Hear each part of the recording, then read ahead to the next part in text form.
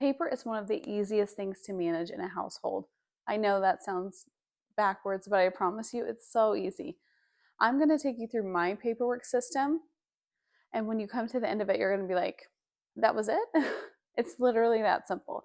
Remember, we want sustainable systems. My paperwork is one of those systems. So let me take you through exactly how I manage my paperwork. Okay, so papers. Step one, defense.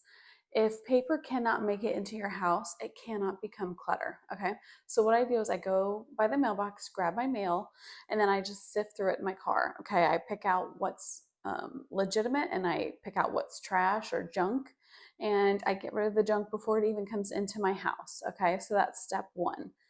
Next, as I come in with my mail, it goes into my hanging folder. I've talked about these a lot on my shorts. With papers, you really want to go vertical. You want to go something off surfaces because papers tend to spread, right?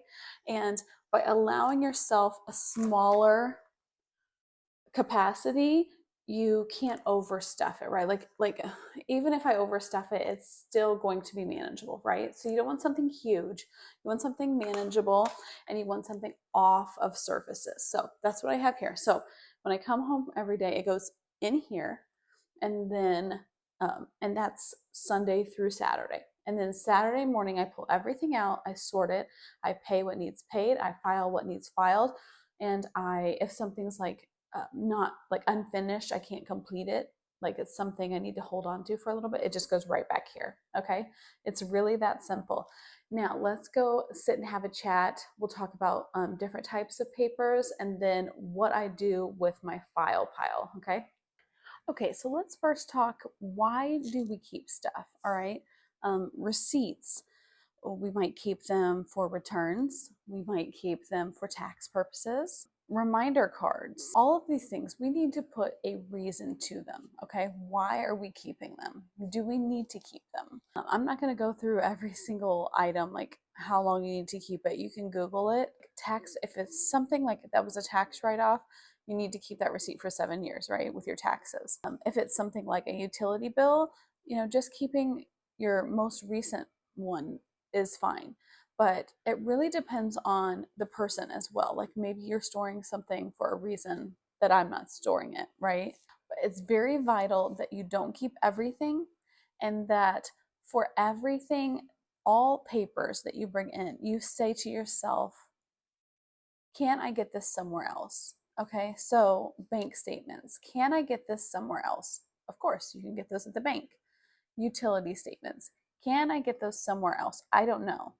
Some utility companies, like you log onto your account and it's virtual, and then others, are more traditional brick and mortar and they just have paper, right? So just ask yourself, can I get this somewhere else? Something like a reminder card, you don't need those, right? Because I don't even, when they, like when I'm done at the doctor or the dentist or whatever, and they want to give me a reminder card, I'm like, no, thank you. Like, I don't need a reminder. I'll just stick it in my phone right now. So I don't even take a reminder card with me. Now, let's say that you do. Okay, that's fine. You've got your reminder card. When you're doing your Saturday morning stuff, you just take it and you put it right in your phone right then, all right? Or you put it right in your planner and then you can toss it, all right? There's no need to hold on to all those little cards and things. Okay, so now here's my system for paperwork. This is a cardboard box. There's nothing fancy to this system at all. This is a box. It's like a file box or something they call it. Inside this file box are all of my papers that I'm going to file. When I've done my Saturday morning thing, I've paid what needs paid, I've tossed what needs tossed, I've kept what needs kept in the hanging folder. Then I've got my file pile. That's going to go in here. And inside here, I just have just regular old manila envelopes, all right? And the categories for your manila envelopes are going to be specific to you. I have my kids, I have taxes, right? And that's basically it. My kids' taxes. There's not a whole lot else I need to keep. As you go through your file pile, you're going to store them here. This is your ongoing files, okay? So this is 2026's files, all right? You're going to just stick everything in here. And what I like about this size is it can go anywhere. I'll show you. Mine is just over in a cabinet here beside my beverage fridge, and the cabinet's like this wide. Like it's one of those really skinny cabinets. I just stick it right in there. All right. This can go anywhere. It can go beside your bed. Like it's so inconspicuous. It can go under your bed. But this is where I stick my files. And then when the year's over, I will take these files out and I'll go put them down in a larger plastic tote in the basement, which is my it's the tote that holds every year's files. Okay. So that tote is just about like this big. It's not much bigger, but it holds my entire life's worth of files or however many I need. Like it's not overly big either. We don't keep very much, as you can imagine, because you just don't need to. Like I said, if it's something for taxes, keep it for 7 years. If it's a utility bill, keep the last one, the last one. Every time you get one in, it could just stay in your hanging folder. Every time a utility bill comes in, you toss last month's, you stick this month's in there, right?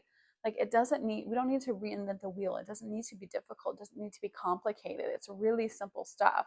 And then I'll show you what I do with like my kids' artwork and stuff. Okay. This is where I store my kids' artwork. Um, these are just like frames that open, and you can store like multiple pictures back behind here, and then you can just switch them out really easily. But that's it. That's where I store those. If they've made like a project, like, it's a big diorama or something, take a picture of it. If it's even bulkier, it's long piece of paper doesn't fit in here, take a picture of it, make a photo book with all of their artwork, and then you can toss the original. All right, there's no need to keep the original. It's not like you're going to pull out their dinosaur diorama from when they were in kindergarten and look at it, right? You're not going to. Take a picture, keep a photo book with you. All right. So we are in my storage room in my basement.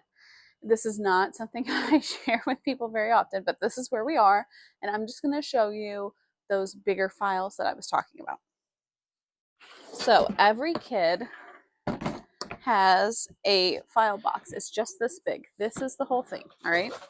And inside here is every year's files, 24, 25, 26, 27, right?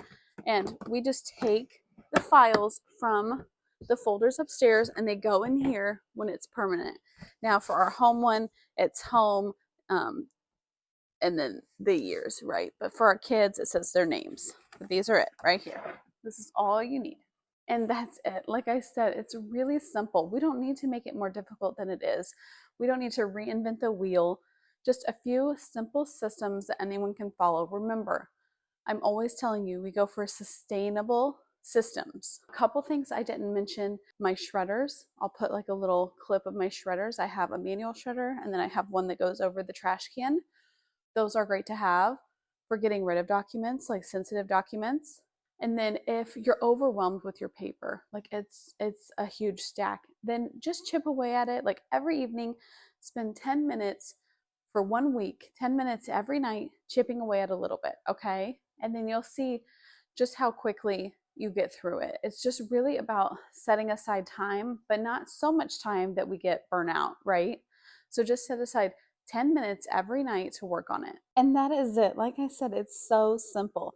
You just need something for when you first bring the paper into the home, and then you need a place for it to live for the year, and then you need a place for it to live permanently. So you just need 3 areas that you store your papers, and you just need a really simple system like the one I showed you to work through them. But remember, don't hold on to everything. Can I get this somewhere else, right? And take pictures. If it's your kids' artwork, take pictures. That's it. That's really all you need to know. If you have any more questions, let me know. And if you found this video helpful, please like, comment, share, subscribe. I love you all, and I will see you in our next video on Friday.